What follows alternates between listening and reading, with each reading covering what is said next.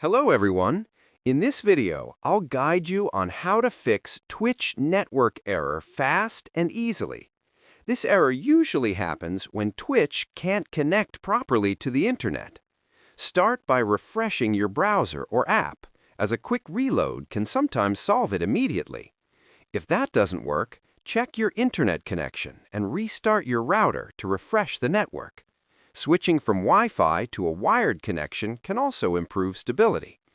Next, clear your browser's cache and cookies because corrupted data can block Twitch streams. Disable any browser extensions, especially ad blockers, as they often interfere with playback.